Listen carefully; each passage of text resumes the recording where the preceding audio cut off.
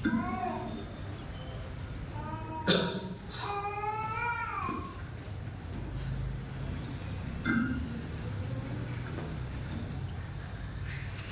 ప్రజలారా,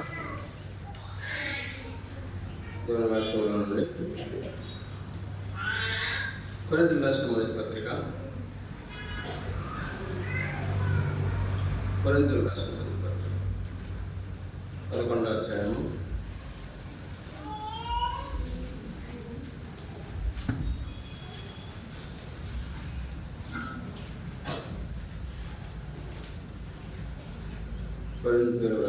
పత్రిక 11వ అధ్యాయము 11వ అధ్యాయము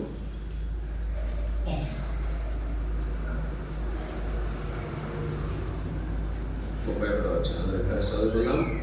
అయితే మనమే విమర్శించుకునేలా అలాగే కొరింథీయులకు రాసినటువంటి 2వ పత్రిక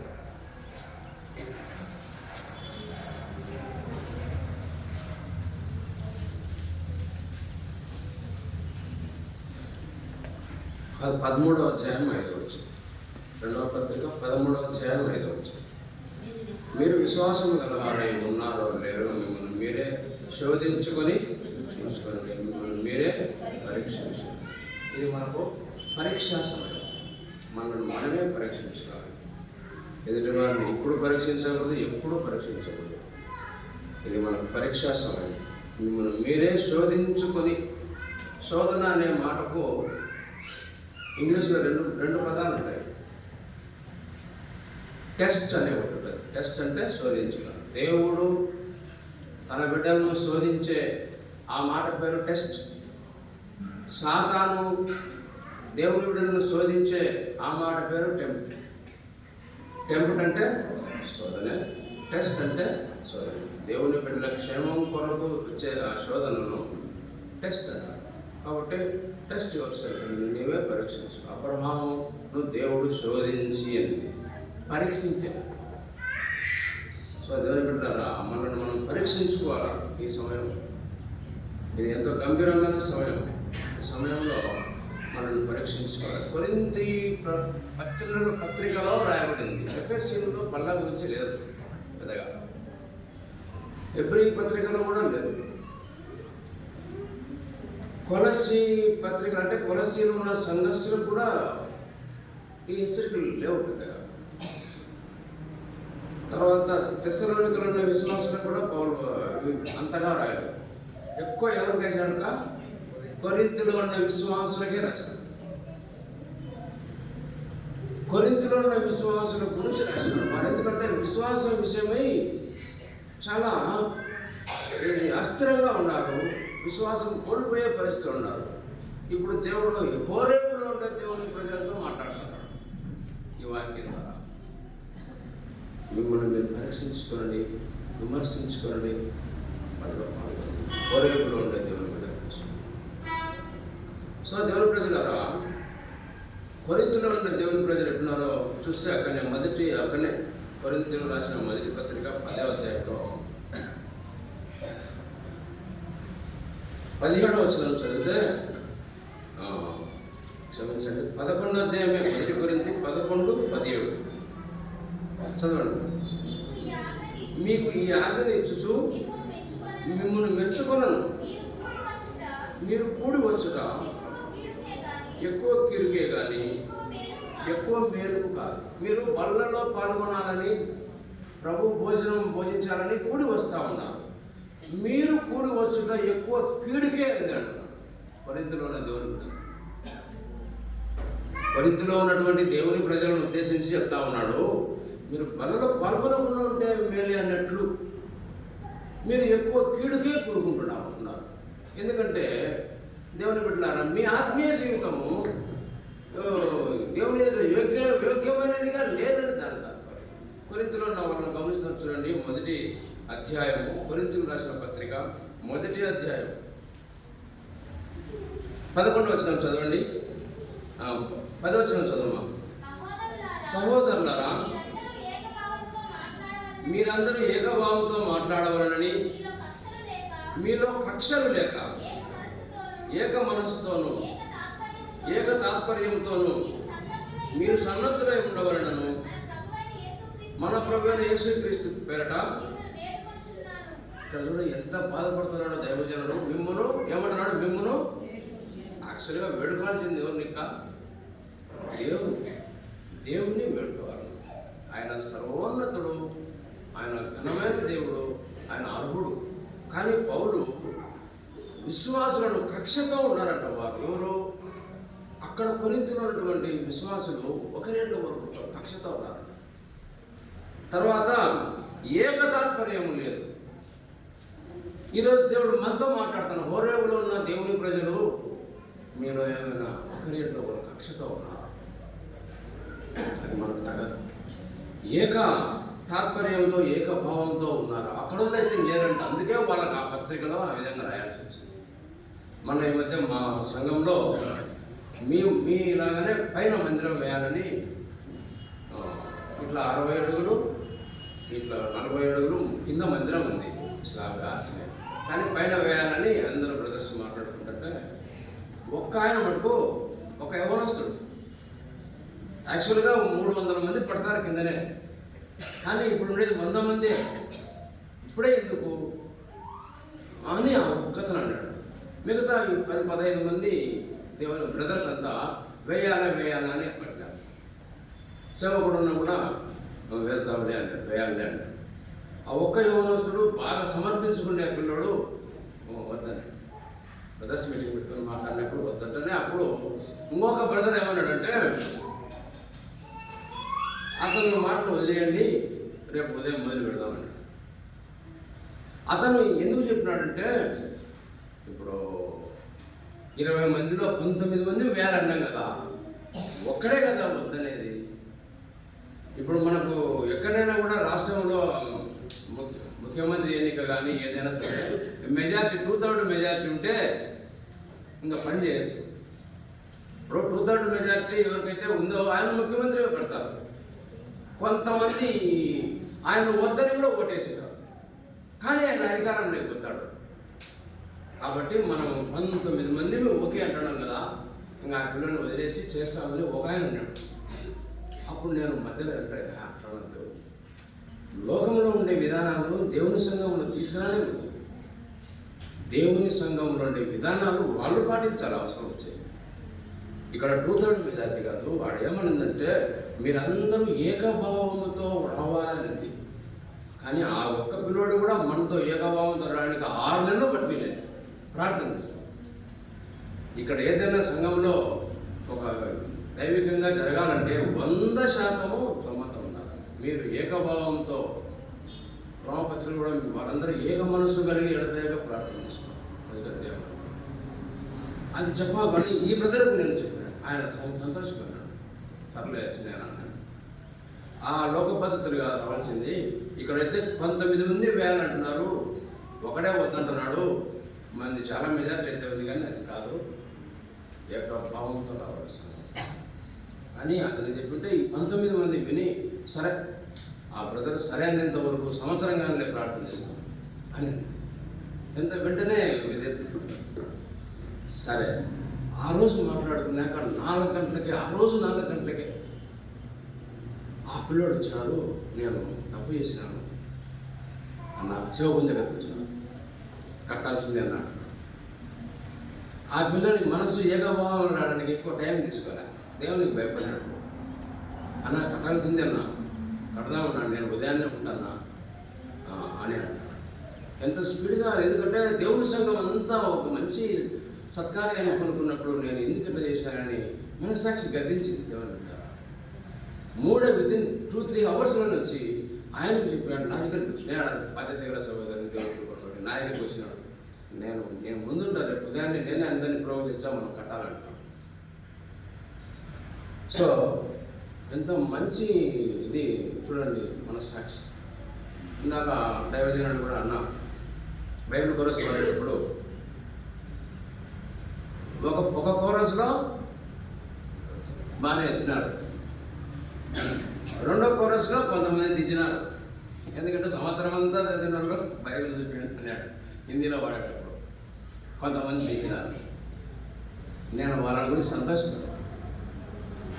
వారి మనస్సాక్షి బాగా పనిచేస్తాను. ఇక్కడ కనిపించకుండా పర్వాలేదు, నేను మనస్సాక్షి కట్టబడి నేను చదవలేదని బయట కింద పెట్టాను. ఎంత మంచి మనస్సాక్షి కాదు. ఏంలే వీళ్ళ దగ్గర రిజల్ట్ కదేమో ఎవరైనా చూస్తారని చెప్పి వాళ్ళు ఎత్తాలా, అదే మనస్సాక్షి.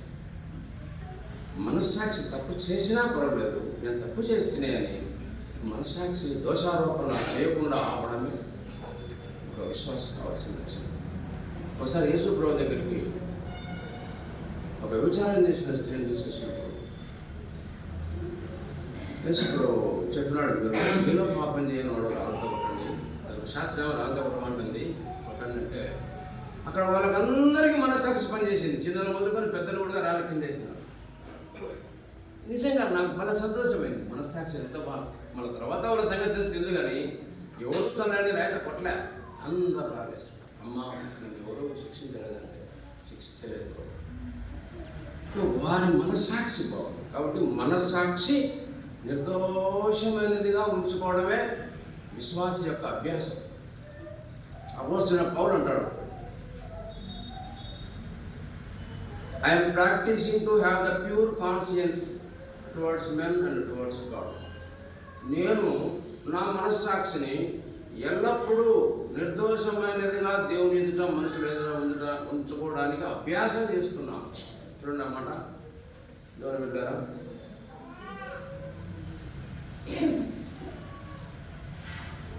రాసిన పత్రిక అపోస్తల కార్యములు, క్షమించండి, అపోస్తల కార్యములు, అపోస్తల కార్యంలో ఈ మాట మనం జ్ఞాపకం పెట్టుకోండి. ఎప్పుడైనా మనకు మంచి మాట. అపోస్తల కార్యంలో 24వ అధ్యాయము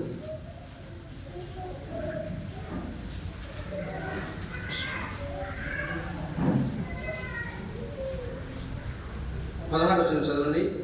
ముఖ్యంగా యవనస్తులు ఈ మాట గుర్తుపెట్టుకోండి, చదవండి.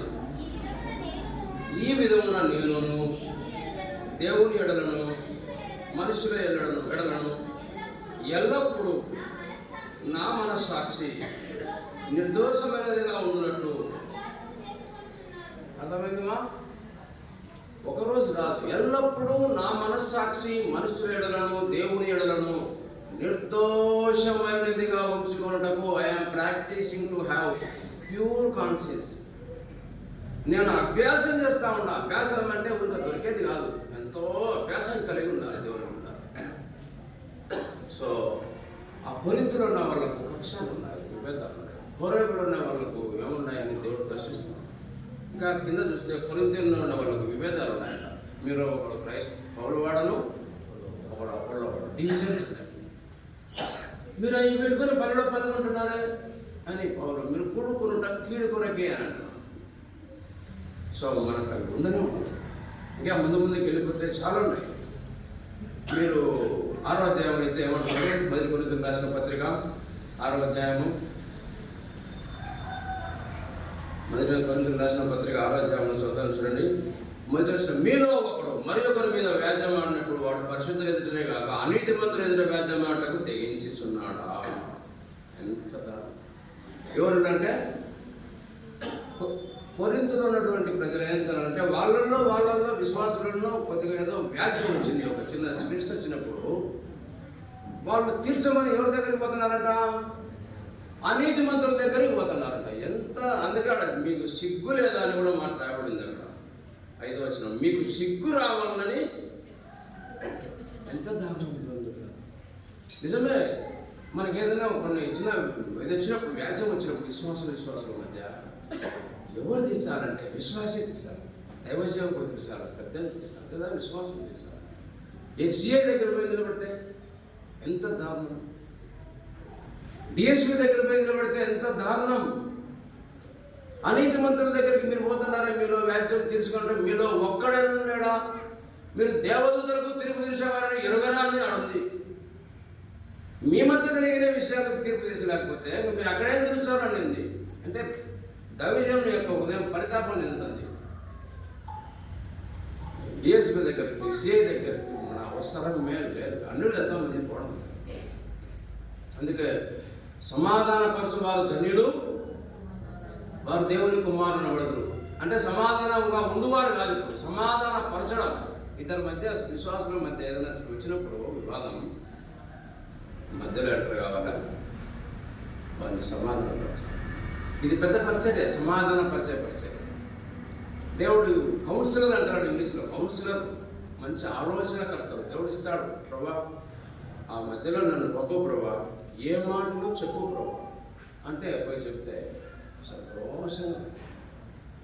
కొరింథీలో ఉన్న వాళ్ళకు వినుడే చూడండి, అంత దారుణమైన పరిస్థితుల్లో కొరింథీ సంఘంలో ఉంటే మీరు బరిలో పాల్గొంటున్నారే, మీరు ఎంత దారుణం, మీరు ఎక్కువ కీడుకే కోరుకుంటున్నారని వాళ్ళు. ఒకటి గౌరవికులు ఉన్న దేవుని బిడ్డలు మనందరం కూడా ఏకతాత్పర్యం, ఏకభావం కలగాలి. వ్యాఖ్యమే క్రైస్తవ జీవితంలో గుర్తుపెట్టుకున్న దేవుని బిడ్డలారా, క్రైస్తవ జీవితంలో నీది తప్పు, నాది తప్పు లేదు అనేది ఉండదు. చాలా గుర్తుపెట్టుకుంది. క్రైస్తవ జీవితంలో నా తప్పు లేదని రుజువుపరచడం అంటే అతను క్రైస్తవుడే కాదు. క్రైస్తవ జీవితంలో రుజువుపరచుకునేది ఉండదు, లోకంలో రుజువుపరచుకోవడం. క్రైస్తవ జీవితంలో ఇద్దరు అసమాధానంగా ఉన్నప్పుడు తప్పు చేసిన సమాధానం పరచడానికి రావాలని కాదు, మన ఈయనే బాగు, నన్ను క్షమించాను, అబ్బాబా అన్నదున్నా, నేను నేడుగా తప్పు చేసినాను అని ఆయన. క్రైస్తవ జీవితంలో విండవు, నా తప్పు లేదు, నా ప్రాజెక్ట్ రుజువుపరుస్తాను అనేది తప్పు. అది క్రైస్తవ జీవితంలో ప్రేమ తప్పయి మనస్సాక్షి. అందుకు దేవుని ప్రజల మరి కొరింథీలో ఉన్న వారి యొక్క దేవుని ప్రజల బాగుంటే అపోస్తలుడైన పౌలు యొక్క ఉపదేశం ఎంతో స్వీకరించినారు. రెండవ పత్రిక రాసేటప్పటికీ ఆయన సంతోషం, ఎందుకంటే పరివర్తన వచ్చింది. కాబట్టి దేవుడు మనతో మాట్లాడుతూ ఉన్నాడు. మన మనస్సాక్షిని ఎల్లప్పుడూ ఇప్పుడే నిర్దోషంగా ఉంటారో అభ్యాసం చేస్తున్నారు. మనస్సాక్షి గర్దించాలి. ఒకసారి ముగ్గురు క్రిస్టియన్స్ మోటార్ సైకిల్ పోతున్నారు, పోతుంటే సిఐ ఆపుతున్నాడు. ఆ సిఐ క్రిస్టియన్, ఈ ముగ్గురు క్రిస్టియన్. ఈయన ఒక ఆయన చూసి, సార్ మన క్రిస్టియనేరా, ఏం పర్లేదు పోతుంటే ఆయన గెలివారు బండి ఆపుతున్నాడు. సార్ మేము క్రిస్టియన్ అంటనే ఆడ ఉండే హిందువులు అన్నాడు. ఈయన మేము క్రిస్టియన్సే సార్ అంటేనే ఏం చేసినట్టు అంతకుముందు హిందువులు బండ్లు ఆపినాడు, వాళ్ళని పొమ్మన్నాడు. వీళ్ళకి కోటింగ్ ఇచ్చినాడు. ట్రిపుల్ రైడింగ్ నేరమని మీకు తెలుదా?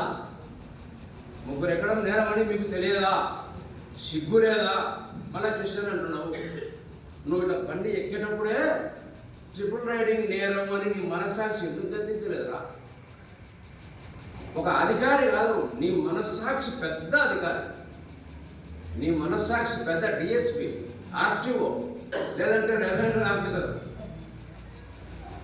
నువ్వు క్రిస్టియన్ అనేందుకు నీకు కోటింగ్ ఇస్తాను, సిగ్గులేదని. ఆ ఎవరు అధికారం చూడలేదులే, లేకపోతే సిఫారసు తీసుకుందాం లేని కాదు. కానీ ఒక క్రిస్టియన్కు పెద్ద అధికారి, సరసేసే అధికారి ఎవరంటే మనస్సాక్షి అని చాలా ఉపయోగించినాడు. సత్యాగ్రహం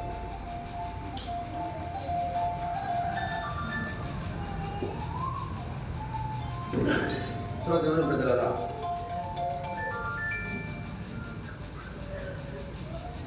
ఎందుకు క్రైస్తవుని మనస్సాక్షి బాగుంది. మొన్న ఒక అన్న వచ్చినాడు, ఒక మాట చెప్తున్నాడు. మీరు దేవుని మందిరానికి 9:30 గంటలకు ఆరాధన అన్నప్పుడు మీరు సిద్ధంగా 9:30కు రాకుండా కొందరు 10కి, కొందరు 10:30 కూడా వచ్చేది నేను చూసినానే.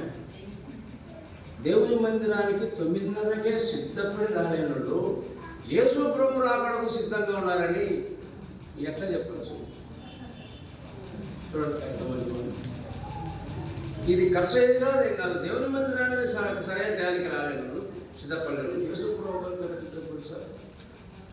సో మనస్సాక్షి మనకు పనిచేయడం లేదు. ఈ మనస్సాక్షి పనిచేయనప్పుడు దానికి బైబిల్లో దాని పేరు ఉంది, ఏమనుంది? వాత వేయబడిన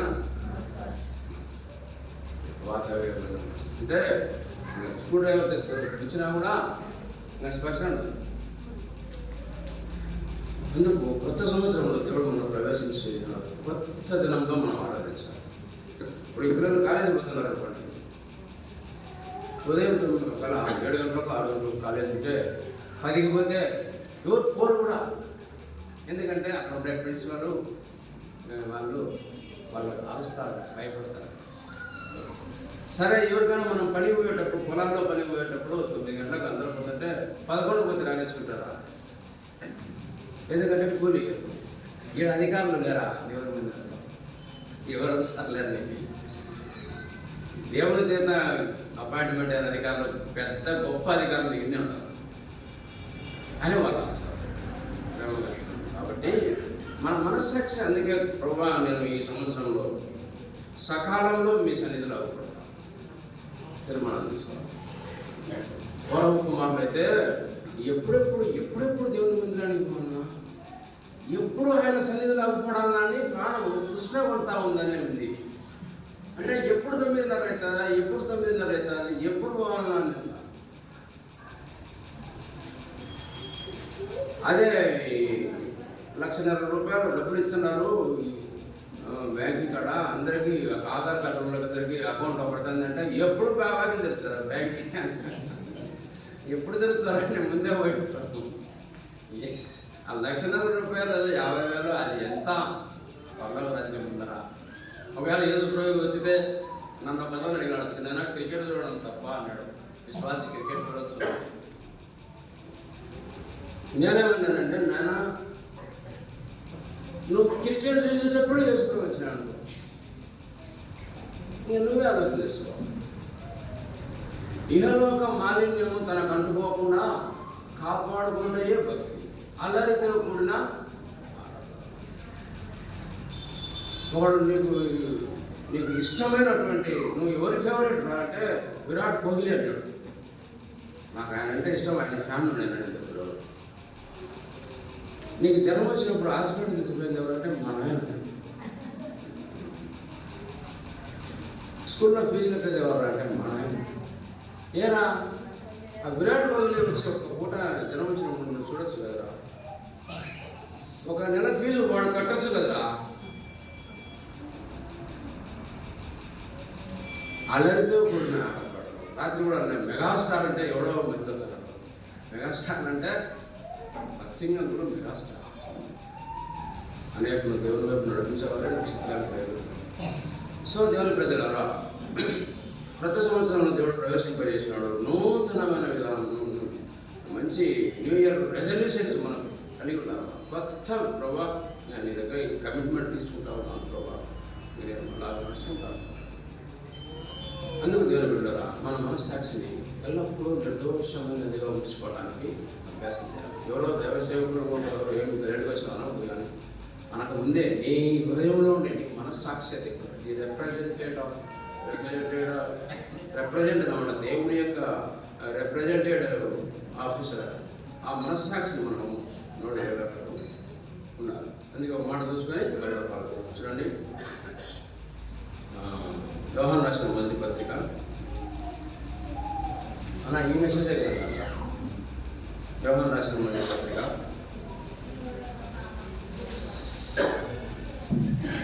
3వ అధ్యాయము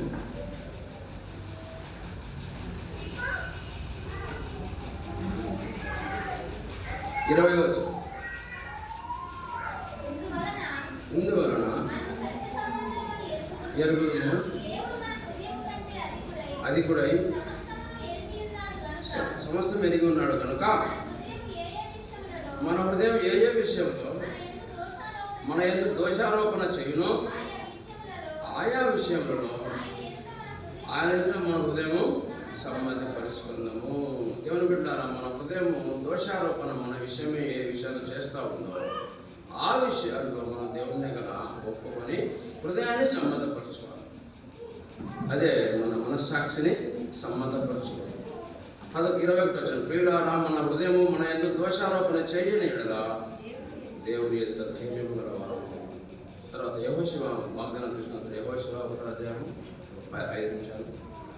యెహోషువ గ్రంథం 1వ అధ్యాయం 9వ వచనం.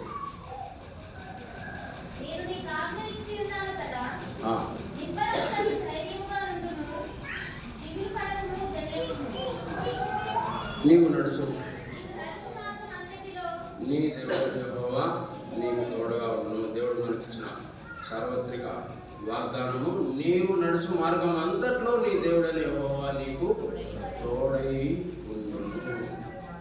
ఎంత ధైర్యం మనకు! ఇందాక చిన్న పిల్లలు వేసిన స్క్రిప్ట్ కూడా సారాంశం ఉంది. నీ దేవుడైన యెహోవా నీకు తోడై ఉన్నాడు. ధైర్యంగా ఆ ఎక్స్పీరియన్స్తో మనం,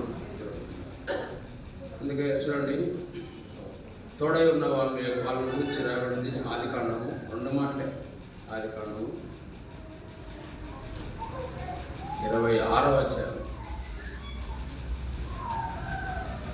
ఇక్కడ ఎట్లుందంటే దేవుడు వాళ్ళకి తోడై ఉండేది అన్ని జనులు చూసినారు. ఇది ఎంత మంచి ఎక్స్పీరియన్స్ చూడండి. 26వ అధ్యాయము 28వ వచనం చదవండి. వారు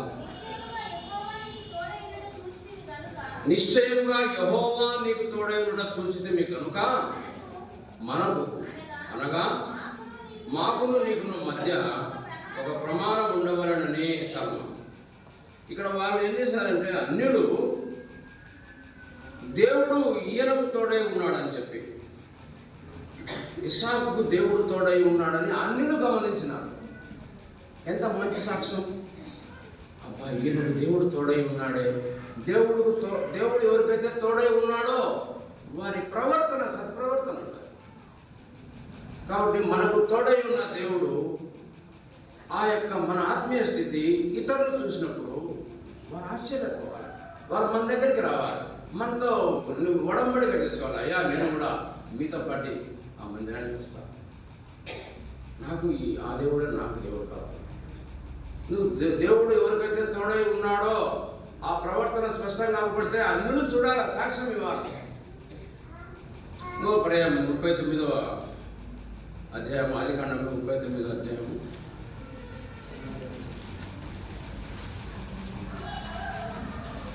3వ వచనం చదవను.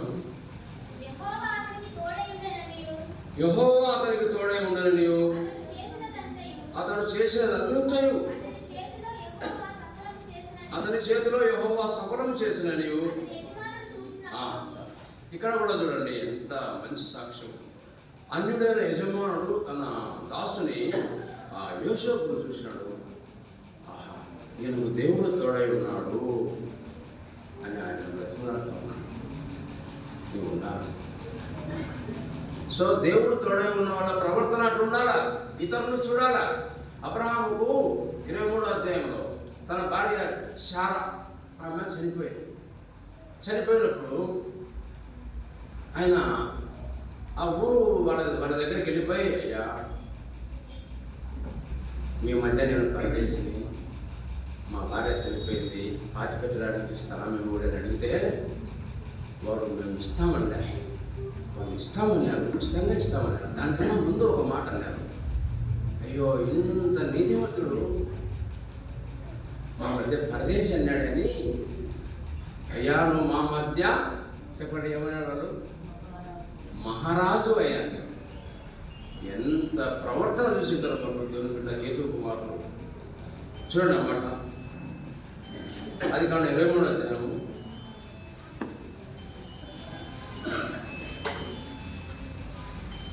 11.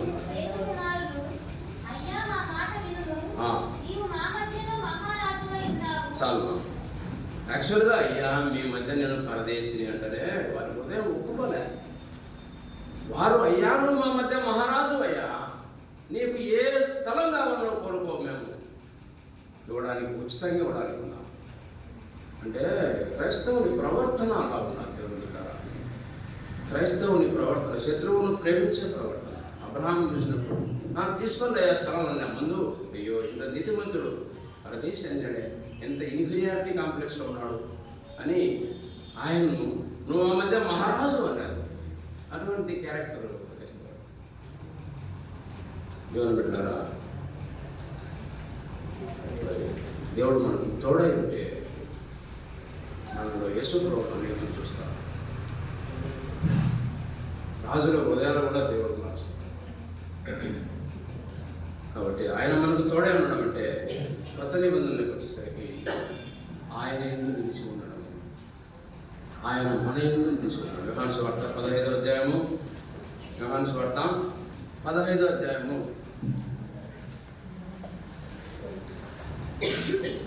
చదవడమా 5వ వచనం. ద్రాక్షావల్లిని నేను, తీగలు మీరు. ఎవడు నా యందు నిలిచి ఉండును, నేను ఎవరి యందు నిలిచి ఉండును ఫలించును. అంటే దేవుని బిడ్డారా,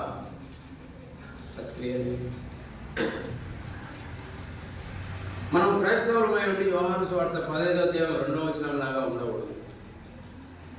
యోహాను సువార్త 15వ అధ్యాయం 2వ వచనం ఏం చెప్తుందంటే, ఫలింపని తీగ. యేసు ప్రభువు దానికి ఇక్కడ ఉన్నాం కానీ ఫలములు లేవు. ఫలములు లేని తీగలు ఏం చేశారంట, ఒకటి. యోహాను సువార్త 15:2లో ఎవరైనా ఉన్నామా పరీక్షించు. ఫలించే తీగలుగా ఉండాలి. అందుకే ఎవడు నా యందు నిలిచి ఉండునో, నేను ఎవరి యందు నిలిచి ఉండునో వాడు బహుగా ఫలించును. 8వ వచనం. మీరు బహుగా ఫలించడం వలన నా తండ్రి మహిమపరచబడును, ఇందువలన మీరు నా శిష్యులు. సో దేవుని ప్రజలారా, మీరు బహుగా ఫలించాలి. మీరు ఫలించాలంటే మీలో యేసు ప్రభువు, నాలో యేసు ప్రభువు ఉండాలి. యేసు ప్రభువును కలిగి ఉండాలి. అందుకే యేసుక్రీస్తు ప్రభువును మనం కలిగి ఉంటే, ఆయన తోడై ఉంటే మనకుగా ఆ మార్గంలో సునాయాసంగా ముందుకు వెళ్తాం. ఇంకే క్రీస్తు ఆత్మ మీలో విశ్వాసం ద్వారా నివసించాలి. క్రీస్తు మీలో నివసించడం అంటే విశ్వాసం ద్వారా క్రీస్తు మనలో నివసించాలి. అప్పుడు మనం ఏం ప్రార్థన చేసినా దేవుడు ఆలయిస్తాడు. అందుకే ఒక మాట ఉంది, మనలో కార్యసాధకమయ్యే తన శక్తి చొప్పున అడుగు వాటికి ఊహించు వాటికి ఆయన మనకు సహాయము చేస్తాడు. నా దగ్గర 2,000 రూపాయలు ఉందనుకోండి, 25,000 ఫ్రిడ్జ్ కొనుక్కోగలుగుతానా? అడిగిపోయి బేరం అడుగుతానా? 25,000 రెఫ్రిజిరేటర్ ప్యాక్ చేయాలంటే నా దగ్గర ఎంత ఉండాలా? కనీసం 25,000 ఉండాలి. మన రిక్షా వాడిగా, లేకపోతే ఆయన పెట్టుకోవచ్చు. మన ఏమో అడిగేటి ఎక్కువ ఉంటాయి. మన దగ్గర కార్యసాధకమయ్యే దేవుని శక్తి కొంతే ఉండాలి. మనలో కార్యసాధకమయ్యే తన శక్తి చొప్పున అడుగు. అర్థమైంది కా? వారి వారి విశ్వాస పరిమాణమును బట్టి దేవుడు మనకు అనుగ్రహిస్తాడు. కొంచెమే విశ్వాసం ఉండి మన యొక్క అక్కర్లు చాలా ఉంటే ఉపయోగపడదు. అందుకే మనలో యేసు ప్రభువు నివసించాలా. మనలో కార్యసాధకమయ్యే ఆ శక్తిని బట్టే మనం ఎన్నో దేవజనం గురించి ఉంటాము. మనలో ఏమాత్రం విశ్వాసం సన్నగిల్లిపై విశ్వాసం ఉండకుండా మన రిక్వైర్మెంట్స్ పెద్దగా దేవుని దగ్గర పెడితే అనాన్సర్డ్ ప్రేయర్స్. ఆయన మాటలు మనలో నిలిచి ఉండి మనం ఆయన నిలిచి ఉంటే ఏది ఇష్టమో అని కూడా అన్నాడు. BMW కార్ అడిగినా కూడా ఇస్తాడా? ఆడ అదే ఉండేది. ఆయన ఏందో మనం నిలిచి ఉండి ఆయన మాటలో మనం నిలిచి ఉంటే, ప్రభా ఆ అన్నకు రక్షణ తెచ్చాయని అడుగుతాం. కారు అడగదు. మీకు ఏది ఇష్టం అడగడంటే ఈ అడుగుతాను. నేను ఎప్పుడైనా అనుకుంటా, ఇప్పుడు నీట్ పరీక్ష రాస్తున్నారు కదా, ఎంతోమంది దైవసేవకులు పిల్లలు ఉంటారు, సంఘ పెద్ద పిల్లలు ఉంటారు, ఇంకా విశ్వాసుల పిల్లలు ఉంటారు, ప్రార్థన చేస్తుంటారు. ఎక్కడెక్కడికో ప్రార్థన చేయండి పిల్లలు రాస్తున్నారు. కానీ స్టేట్ ఫస్ట్ విగ్రహాలు పిల్లలు వచ్చిన సందర్భాలు మస్తుగా లేవమ్మా. మామూలుగా నేషనల్ లెవెల్లో కానీ ఏదైనా మంచి దాని టాప్గా వచ్చింది ఇతరులు వస్తున్నారు విశ్వాసుల పిల్లలు కన్నా. ఏమది కారణం? ఆ ఇచ్చేది యేసుప్రభువే, ఎవరు ఇవ్వరు. నేను ఎప్పుడన్నా అనుకుంటుంటా, ఎందుకు వాళ్ళకి వస్తున్నదే, ఇంత ప్రార్థించిన పిల్లలు కాలేదే, కలెక్టర్లు కాలేదే, ఎవరో విగ్రహాల పిల్లలు బాగా అవుతున్నారు. సో మనకు అర్థమైంది ఏంటంటే కనిపెట్టారా, ఈ భౌతికమైన ఆశీర్వాదాల మీద మన భావం. ఈ భౌతికమైన ఆశీర్వాదాలు దేవుడు ఓపెన్ కాంపిటీషన్. అది అందరికీ చూడండి. మత్తయి సువార్త, మనం ఆత్మల గురించి అడగండి, పరలోక రాజ్యం గురించి అడగండి, సంఘక్షేమం గురించి అడగండి, అవి మనం చేసే దేవుడు. మత్తయి సువార్తలో మాట ఉంది, 5వ అధ్యాయము 25 వచనం చదవండి. అన్న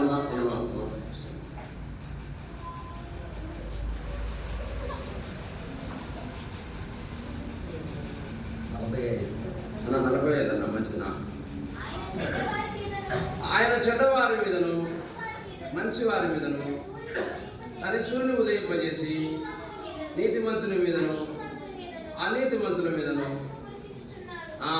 ఇది కదా యాక్చువల్గా ఏంటంటే ఆయన చెడ్డవారి మీదను మంచివారి మీదను అందరి మీద కనికరం చూపుతున్నాడు. భూ సంబంధమైన వాటిని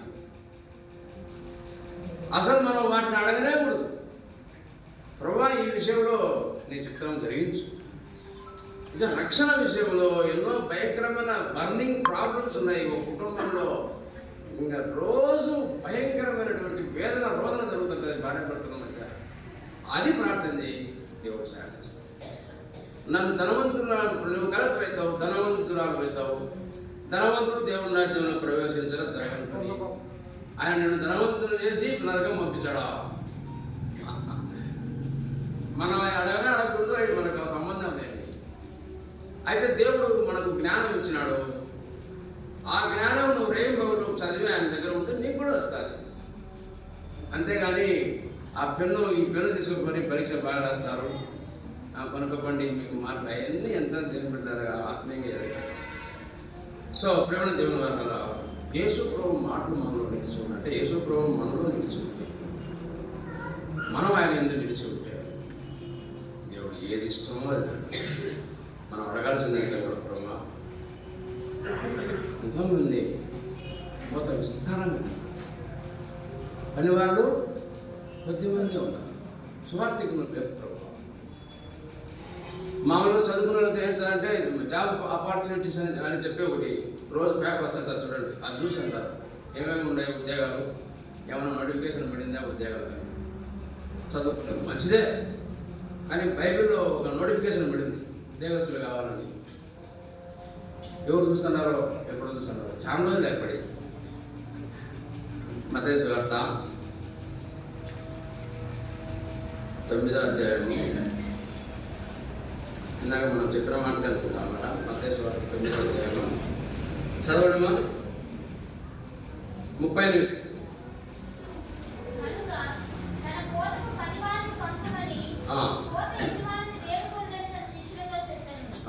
కోత విస్తారమే కానీ పనివారు కొద్దిమంది ఉన్నారు కనుక తన కోతకు పనివారిని పంపము.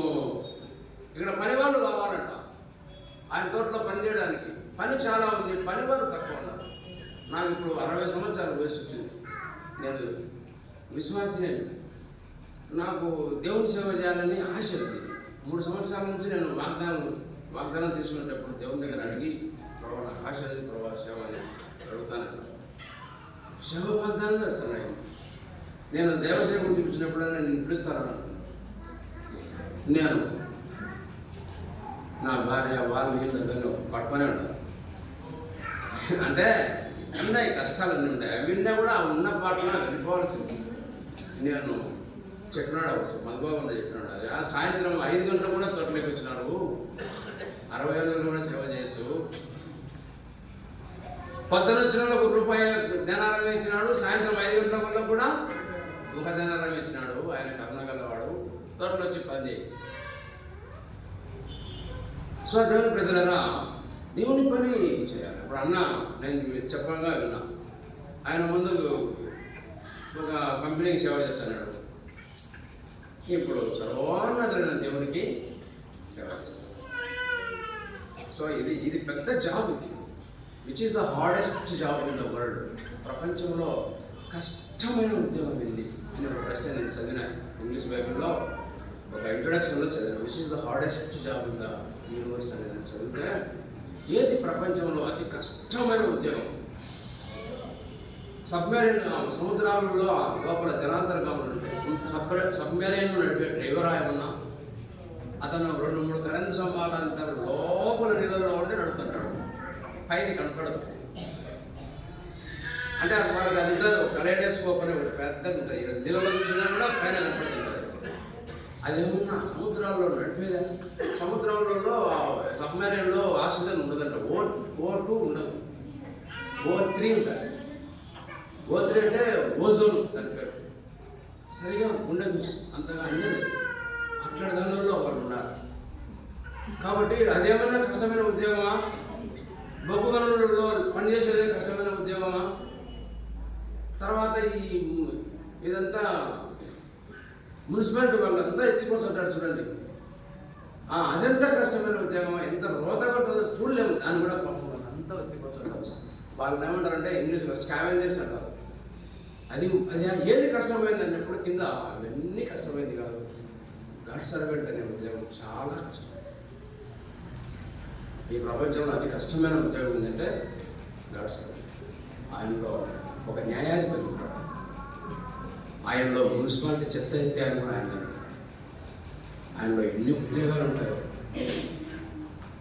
ఆయనే స్కావెంజర్, ఆయనే కౌన్సిలర్, ఆయన ఒక జడ్జి, ఆయన ఒక ఎండలో పనిచేసే శ్రామికుడు కూడా, ఒక ఆర్టిజన్.